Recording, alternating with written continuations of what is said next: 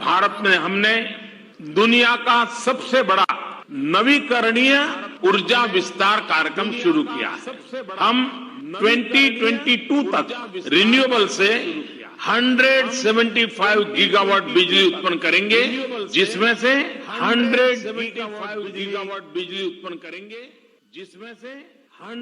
Gigawatt बिजली सौर ऊर्जा से होगी। प्रधानमंत्री श्री नरेंद्र मोदी जी के नेतृत्व में अक्षय ऊर्जा को प्रोत्साहित करने की ऐसी प्रतिबद्धता देश ही नहीं दुनिया के लिए भी नया अनुभव है।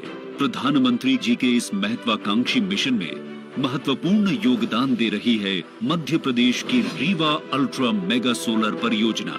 इस परियोजना का शिलान्यास मध्य प्रदेश के मुख्यमंत्री श्री शिवराज सिंह चौहान एवं केंद्रीय ऊर्जा मंत्री श्री R.K. सिंह के कर कमलों से 22 दिसंबर 2017 को संपन्न हुआ था। 4,305 करोड़ रुपए की लागत से तैयार इस परियोजना की उत्पादन क्षमता 750 मेगावाट की है, जिसके कारण इसकी गणना एक ही जगह पर सौर ऊर्जा उत्पादन करने वाले दुनिया के सबसे बड़े सोलर प्रोजेक्ट्स में से एक है। पारदर्शी प्रक्रियाओं और नवाचारों की मदद से देश में अत्यंत न्यून दरों पर सौर ऊर्जा का उत्पादन किया जा रहा है। इसका 24% हिस्सा दिल्ली मेट्रो को और शेष बिजली का लाभ मध्य प्रदेश को मिल रहा है। उत्पादन और उपयोगिता के साथ ही इस परियोजना में पर्यावरण का भी ध्यान रखा गया है। इस परियोजना के चालू हो जाने से यहां कार्बन डाइऑक्साइड के सालाना उत्सर्जन में 15.7 लाख टन की बचत होगी, जो 2.6 करोड़ विकसित पेड़ लगाने के बराबर है। मध्य प्रदेश ऊर्जा विकास निगम और solar energy corporation of India का संयुक्त उपक्रम विकास का शानदार प्रयास साबित हुआ है। इसके साथ ही ये प्रोजेक्ट अक्षय ऊर्जा को बढ़ावा देने के उस मिशन में भी योगदान दे रहा है, जिसका बीड़ा प्रधानमंत्री श्री नरेंद्र मोदी जी ने देश और दुनिया को ग्लोबल वार्मिंग से बचाने के लिए उठाया है। अक्षय ऊर्जा बढ़ाएं, नया भारत बनाएं। आदरणीय प्रधानमंत्री महोदय से विनम्र निवेदन है कि वे अपने आशीष वचनों से हमें अनुग्रहित करें। मध्य प्रदेश के राज्यपाल श्रीमती आनंदीबेन पटेल जी, मध्य प्रदेश के मुख्यमंत्री श्रीमान शिवराज सिंह जी, केंद्रीय मंत्रिपरिषद के मेरे सहयोगी R.K. सिंह जी, थावरचंद गहलोत जी, नरेंद्र सिंह तोमर जी, धर्मेंद्र प्रधान जी, प्रहलाद सिंह पटेल जी, मध्य प्रदेश मंत्रिमंडल के सदस्यगण, सांसद, विधायकगण और रीवा सहित पूरे मध्य प्रदेश के मेरे प्यारे भाइयों और बहनों, नमस्कार। आज रीवा ने वाकई इतिहास रच दिया है। रीवा की पहचान मां नर्मदा के नाम से और सफेद बाग से रही है। अब इसमें एशिया के सबसे बड़े सोलर पावर प्रोजेक्ट का नाम भी जुड़ गया है।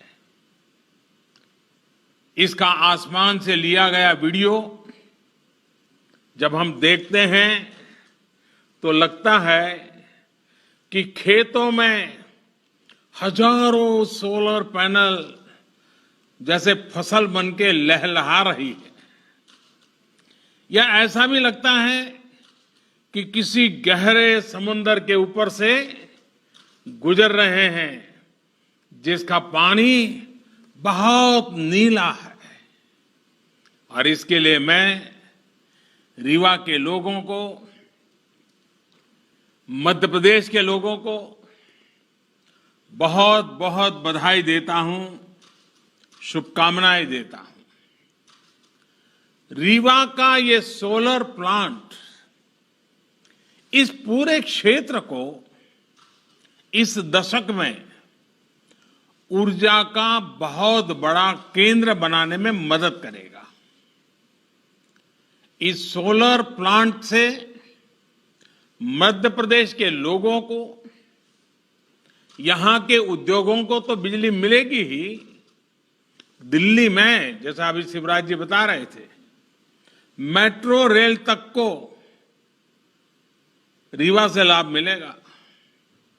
अब रीवा वाला शान से कह पाएगा कि दिल्ली की मेट्रो हमारा रीवा चलाता है।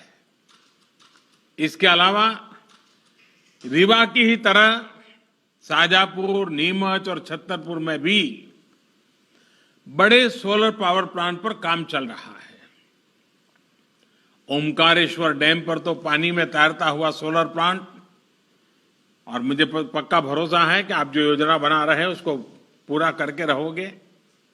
ये तमाम प्रोजेक्ट जब तैयार हो जाएंगे तो मध्य प्रदेश निश्चित रूप से सस्ती और साफ सुथरी बिजली का हब बन जाएगा। इसका सबसे अधिक लाभ मध्य प्रदेश के गरीब, मध्यम वर्ग के परिवारों को होगा, किसानों को होगा, हमारे आदिवासी भाइयों बहनों को होगा। साथियों, हमारी परंपरा में, हमारी संस्कृति में, हमारे रोजमर्रा के जीवन में सूर्य उपासना का एक विशेष स्थान है। हमारे यहां कहा गया है, पुनातु मां तत्सवितुर्वरेण्यम, यानी जो उपासना के योग्य सूर्य देव हैं वो हमें पवित्र करे। पवित्रता की यही अनुभूति आज यहां रीवा में है, हर जगह पर हो रही है। सूर्य देव की इसी ऊर्जा को आज पूरा देश अनुभव कर रहा है। ये उन्हीं का आशीर्वाद है कि हम सोलर पावर के मामले में दुनिया के टॉप 5 देशों में पहुंच गए हैं। साथियों, सौर ऊर्जा आज की नहीं बल्कि 21वीं सदी की ऊर्जा जरूरतों का एक बड़ा माध्यम होने वाला है, क्योंकि सौर ऊर्जा श्योर है, प्योर है और सिक्योर है। श्योर इसलिए क्योंकि ऊर्जा के, बिजली के दूसरे स्रोत खत्म हो सकते हैं, लेकिन सूर्य सदा सर्वदा पूरे विश्व में हमेशा ही चमकता रहेगा। प्योर इसलिए क्योंकि ये पर्यावरण को प्रदूषित करने के बजाय उसको सुरक्षित रखने के में मदद करता है। और जैसे श्योर है, प्योर है, सिक्योर इसलिए क्योंकि आत्मनिर्भरता का एक बहुत बड़ा प्रतीक है, बहुत बड़ी प्रेरणा है। ये हमारी ऊर्जा जरूरतों को भी सुरक्षित करता है। जैसे जैसे भारत विकास के नए शिखर की तरफ बढ़ रहा है, हमारी आशाएं, आकांक्षाएं भी बढ़ रही है, और वैसे वैसे हमारी ऊर्जा की, बिजली की जरूरतें भी बढ़ रही हैं। ऐसे में आत्मनिर्भर भारत के लिए बिजली की आत्मनिर्भरता बहुत आवश्यक है। इसमें सौर ऊर्जा एक बहुत बड़ी भूमिका निभाने वाली है, और हमारे प्रयास भारत की इसी ताकत को विस्तार देने के हैं।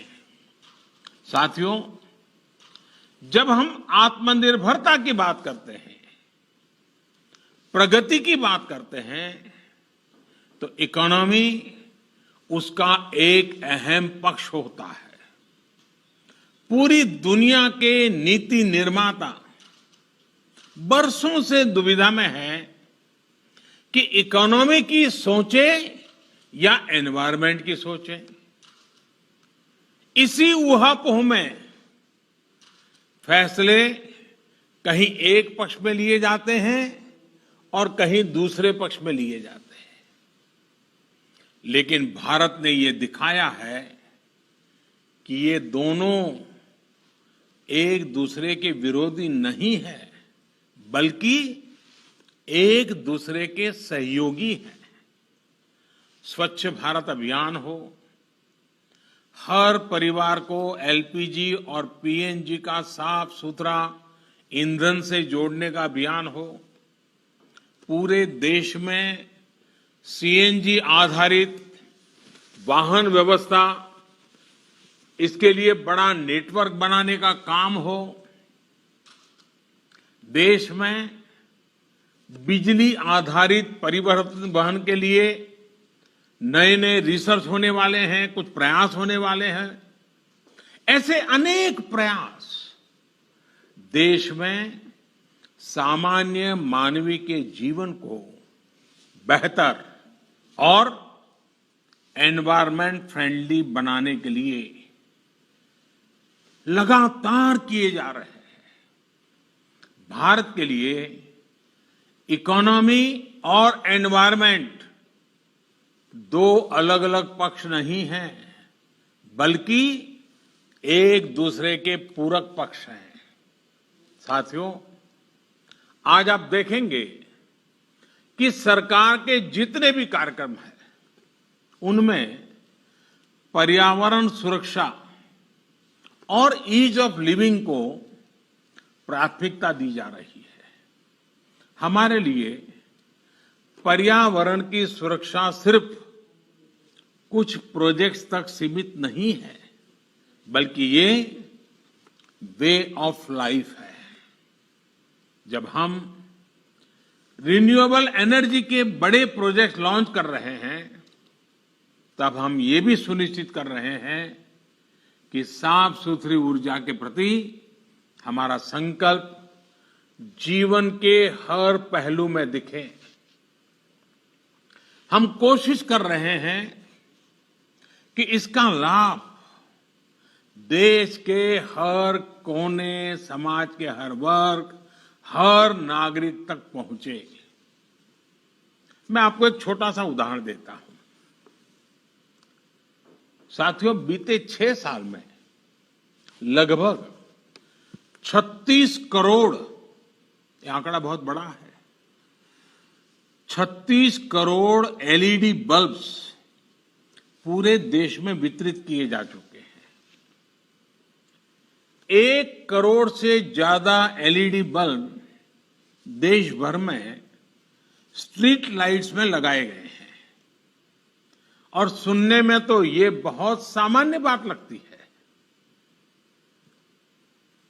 ऐसा इसलिए लगता है क्योंकि सामान्य तौर पर जब कोई सुविधा हमको मिलती है, हम उसके आदी हो जाते हैं, तो उसके इम्पैक्ट की या उसके होने या न होने की हमें कुछ महसूस ही नहीं होता। हम ज्यादा चर्चा भी नहीं करते। इस प्रकार की चर्चा तभी होती है जब वो चीज हमारे पास नहीं होती है। साथियों, ये छोटा सा दुधिया एलईडी बल्ब जब नहीं था तो इसकी जरूरत अनुभव होती थी, लेकिन उस समय कीमत पहुंच से बाहर थी, बिकता भी नहीं था, लोग खरीदते भी नहीं थे, बनाने वाले भी आगे नहीं आते थे। तो 6 साल में क्या हुआ? कौन सा बदलाव आया? एलईडी बल्ब की कीमत उस समय जो थी उससे आज 10 गुना घट गई है। यानी अगर उस समय 400 रुपया थी तो आज 40 रुपया हो गई। अगर 300 थी तो 30 रुपया हो गई। अनेक कंपनियों के बल्ब इसके बीच में मैन्युफैक्चरर्स में स्पर्धा हो गई, बल्ब बाजार में आ गए, दाम घटते गए और जो काम पहले 100-200 वाट के बल्ब करते थे वो अब 9 या 10 वाट के बल्ब करने लगे हैं, उतना ही उजाला दे रहे हैं। घरों और गलियों में एलईडी लगाने भर से ही हर साल करीब 600 अरब यूनिट बिजली, 600 अरब यूनिट बिजली इसकी खपत कम हो रही है, बिजली की बचत हो रही है और लोगों को रोशनी भी अच्छी मिल रही है।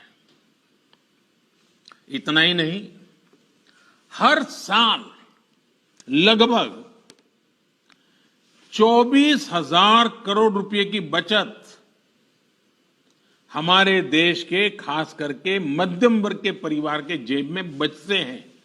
हर वर्ष 24,000 करोड़ रुपए, ये बचत छोटी नहीं है। मध्यम वर्ग, निम्न मध्यम वर्ग के जीवन में तो इसके कारण बहुत नई एक रोशनी पैदा हो जाती है। यानी एलईडी बल्ब से बिजली का बिल कम हुआ है।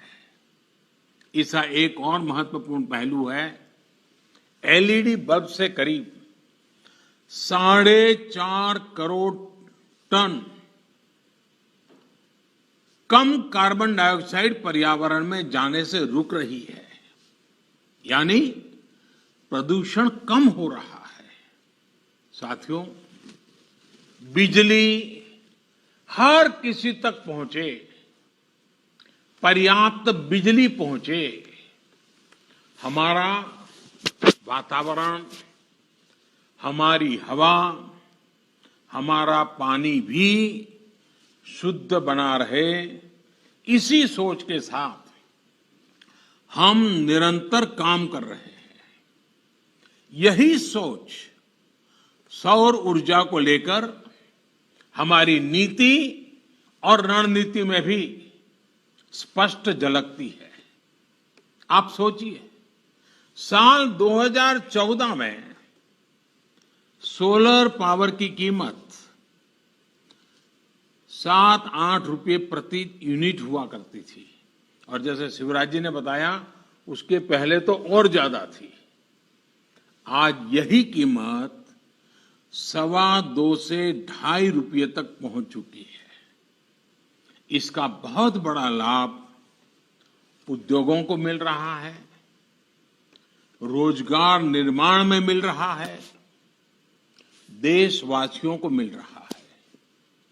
देश ही नहीं, पूरी दुनिया में इसकी चर्चा है कि भारत में सोलर पावर इतनी सस्ती कैसे है। जिस तरह से भारत में सोलर पावर पर काम हो रहा है, ये चर्चा लगातार होने वाली है, चर्चा बढ़ने वाली है और लोग भारत से सीखने का प्रयास भी करने वाले हैं। ऐसे ही बड़े कदमों के कारण भारत को क्लीन एनर्जी का सबसे अट्रैक्टिव मार्केट माना जा रहा है। आज जब रिन्यूएबल एनर्जी की तरफ ट्रांजिशन को लेकर दुनिया में चर्चा होती है तो इसमें भारत को मॉडल के रूप में देखा जाता है। साथियों, दुनिया की, समग्र मानवता की भारत से इसी आशा, इसी अपेक्षा को देखते हुए हम पूरे विश्व को जोड़ने में जुटे हुए हैं। इसी सोच का परिणाम आईसा यानी इंटरनेशनल सोलर अलायंस, आईसा, इसका हमने निर्माण किया है। वन वर्ल्ड, वन सन, वन ग्रिड के पीछे की यही भावना है। ये सौर ऊर्जा के बेहतर उत्पादन और उपयोग को लेकर एक पूरी दुनिया को इकट्ठा करने का प्रयास है ताकि हमारी धरती के सामने खड़ा बड़ा संकट भी कम हो सके और छोटे से छोटे गरीब से गरीब देश की बेहतर बिजली की जरूरतें भी पूरी हो सके।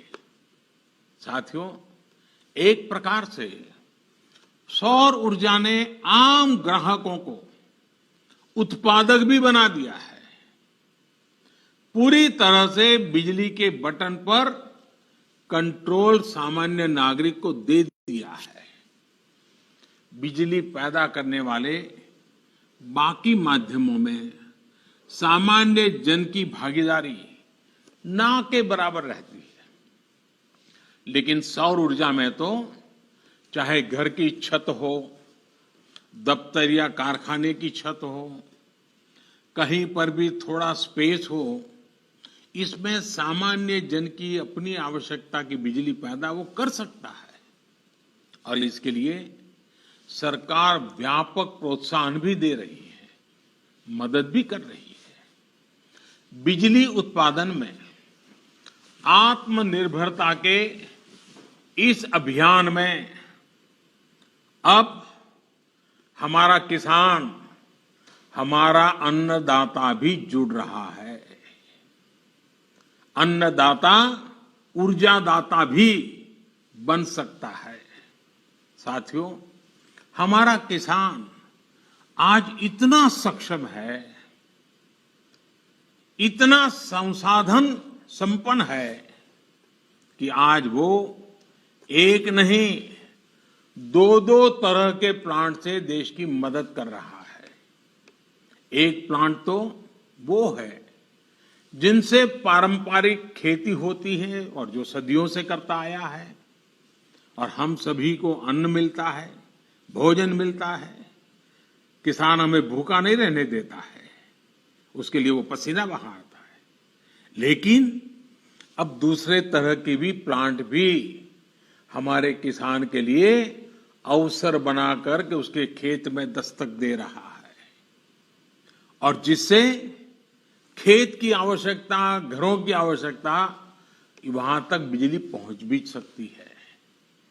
जो पहला प्लांट है, जो पारंपरिक खेती है, वो हमारा किसान ऐसी जमीन पर लगाता है जो उपजाऊ होती है। लेकिन ये जो दूसरा सोलर एनर्जी प्लांट है, ये ऐसी जमीन पर भी लगेगा जो जमीन उपजाऊ नहीं है, पानी नहीं है, फसल के लिहाज से वो जमीन अच्छी नहीं है। यानी कि किसान की वो जमीन जहां फसल उगाने में बहुत खर्चा हो जाता है और कोई गारंटी नहीं होती है, अगर बारिश थोड़ी ऊपर नीचे हो जाए तो सब बर्बाद हो जाता है, उस जमीन का उपयोग भी होगा। उससे भी किसान की आमदनी बढ़ सकती है। कुसुम योजना के माध्यम से आज किसानों को अतिरिक्त जमीन पर ऐसे सोलर प्लांट लगाने में मदद करने की योजना काम कर रही है। खेतों में ही जो सोलर बिजली पैदा होगी, इससे हमारे किसान अपनी जरूरतें भी पूरी कर पाएंगे और अतिरिक्त बिजली को बेच भी सकेंगे। मुझे पूरा विश्वास है कि मध्य प्रदेश के किसान साथी भी अतिरिक्त आय के इस साधन को अपनाने और भारत को पावर एक्सपोर्टर, ऊर्जा निर्यातक बनाने के इस व्यापक अभियान को जरूर सफल बनाएंगे।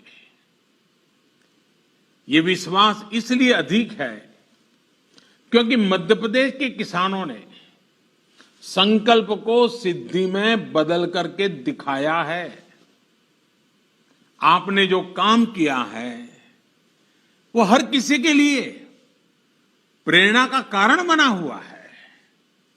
जिस प्रकार आपने गेहूं उत्पादन के मामले रिकॉर्ड बनाया, दूसरों को पीछे छोड़ दिया, वो प्रशंसनीय है। कोरोना के इस मुश्किल समय में किसानों ने जो रिकॉर्ड तोड़ उत्पादन किया, मध्य प्रदेश की सरकार ने रिकॉर्ड तोड़ खरीद की, उसके लिए भी आप प्रशंसा के पात्र हैं। और इसलिए बिजली उत्पादन के मामले में भी मध्य प्रदेश के सामर्थ्य पर मुझे पूरा भरोसा है। उम्मीद है कि एक दिन ये भी खबर आएगी कि कुसुम योजना के तहत मध्य प्रदेश के किसानों ने रिकॉर्ड बिजली उत्पादन की है, बिजली पैदा की है। भाइयों और बहनों, सोलर पावर की ताकत को हम तब तक पूरी तरह से उपयोग नहीं कर पाएंगे जब तक हमारे पास देश में ही बेहतर सोलर पैनल, बेहतर बैटरी, उत्तम क्वालिटी की स्टोरेज, उसकी कैपेसिटी का निर्माण ना हो। अब इसी दिशा में तेजी से काम करना है और हम सब करके रहेंगे। आत्मनिर्भर भारत अभियान के तहत अब देश का लक्ष्य है कि सोलर पैनल सहित तमाम उपकरणों के लिए हम आयात पर अपनी निर्भरता को खत्म करें। लक्ष्य ये है कि अभी जो देश की solar PV module manufacturing capacity है उसको भी तेजी से बढ़ाया जाए और इसलिए घरेलू मैन्युफैक्चरिंग को बढ़ावा देने के लिए अनेक जरूरी कदम उठाए जा रहे हैं। अब जैसे कुसुम योजना के तहत लगाए जा रहे पंपों में सोलार पंप बनाए जा रहे हैं, घरों में लगने वाले रूफटॉप पैनल में भारत में ही बने सोलार फोटोवोल्टेक सेल्स और मॉड्यूल्स, इसको हमने जरूरी कर दिए गए हैं। इसके अलावा सरकारी विभाग और दूसरी सरकारी संस्थाएं जो भी सोलर सेल या मॉड्यूल खरीदेगी वो मेक इन इंडिया ही हो, ये तय किया गया है। यही नहीं, पावर प्लांट लगाने वाली कंपनियां सोलर पीवी मैन्युफैक्चरिंग भी करें, इसके लिए भी प्रोत्साहन दिया जा रहा है। मेरा आज इस सेक्टर से जुड़े उद्यमियों से, युवा साथियों से, स्टार्टअप से, एमएसएमई से यही आग्रह है कि आप इस अवसर को जाने मत दीजिए, इस अवसर का फायदा उठाइए। भाइयों और बहनों, आत्मनिर्भरता सही मायने में तभी संभव है जब हमारे भीतर आत्मविश्वास हो। आत्मविश्वास तभी आता है जब पूरा देश, पूरा सिस्टम, हर देशवासी, हम सब मिलकर के आत्मनिर्भरता की दिशा में चल पड़े। कोरोना संकट से पैदा हुई स्थितियों के बीच भारत यही काम कर रहा है। सरकार यही आत्मविश्वास जगाने में जुटी है। समाज के जिस तबके तक अक्सर सरकारें पहुंच नहीं पाती थी, आज उन तक सरकार के संसाधन और संवेदना दोनों पहुंच रही है। अब जैसे प्रधानमंत्री गरीब कल्याण योजना को ही लीजिए। लॉकडाउन के तुरंत बाद पहला कदम ये उठाया गया कि देश के 80 करोड़ से अधिक गरीब साथियों तक मुफ्त खाना पहुंच सके, उनकी जेब में थोड़ा बहुत खर्चे के लिए व्यवस्था रहे। और जब लॉकडाउन उठाया गया तब सरकार को लगा कि आने वाला समय तो बरसात का भी है, त्योहारों का भी है, और हमारे यहाँ तो दिवाली और छठ पूजा तक अब तो त्योहार ही त्योहार चलते रहते हैं और सभी संप्रदाय, सभी धर्मों के त्योहार रहते हैं। ऐसे में गरीबों को ये मदद मिलती रहनी चाहिए, इसलिए इस योजना को जारी रखा गया। अब गरीब परिवारों को नवंबर तक मुफ्त राशन मिलता रहेगा। इतना ही नहीं, निजी क्षेत्र के लाखों कर्मचारियों के ईपीएफ खाते में भी सरकार पूरा अंशदान दे रही है। इसी तरह पीएम स्वनिधि योजना के माध्यम से उन साथियों की सूद भी ली गई है जिनकी सिस्टम तक सबसे कम पहुंच होती थी। आज इस योजना से रेहड़ी ठेला लगाने वाले लाखों साथियों को 10,000 रुपये तक के सस्ते ऋण बैंक से मिलने लगे हैं। हमारे लिए सबसे अधिक उपयोगी हमारे ये साथी अपने छोटे से कारोबार को बचा सके, चला सके।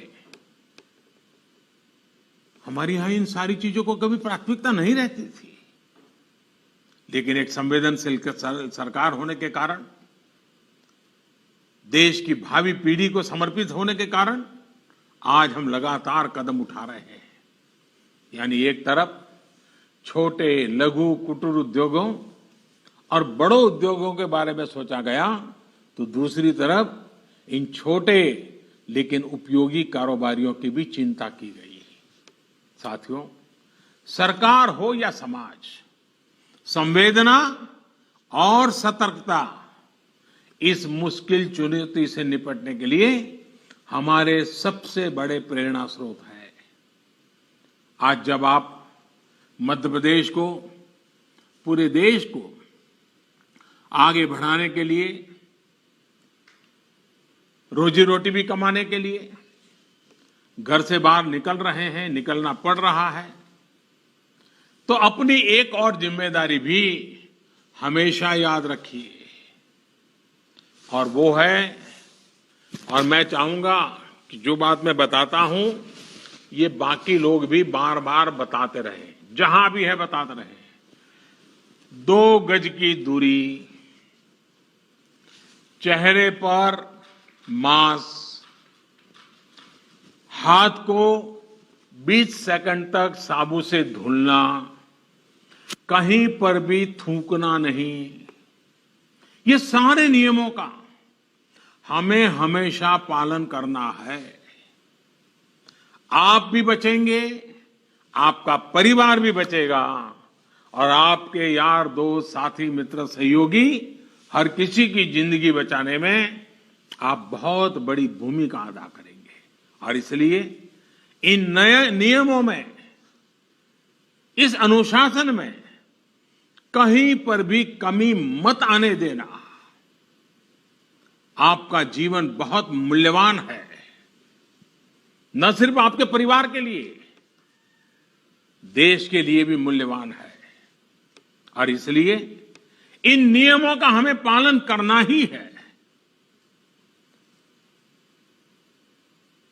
मेरे प्यारे साथियों, एक बार फिर आपको, मध्य प्रदेश को इस सोलर पावर प्लांट के लिए बहुत बहुत मैं बधाई देता हूं, और ये कहना चाहूंगा कि प्लांट भले रीवा में लगा हो, बिजली चलो दिल्ली के मेट्रो तक पहुंचती होगी, लेकिन इसके कारण पर्यावरण के पक्ष में जो काम हुआ है उसका प्रभाव पूरी मानव जाति पे होने वाला है, पूरे विश्व पर होने वाला है। और इसलिए आपने एक सुरक्षित विश्व के लिए मजबूत नींव आज रीवा में डाली है। ये काम छोटा मत समझता। फिर एक बार मैं आपसे यही कहूंगा, आप सतर्क रहें, सुरक्षित रहें, स्वस्थ रहें। बहुत बहुत आभार।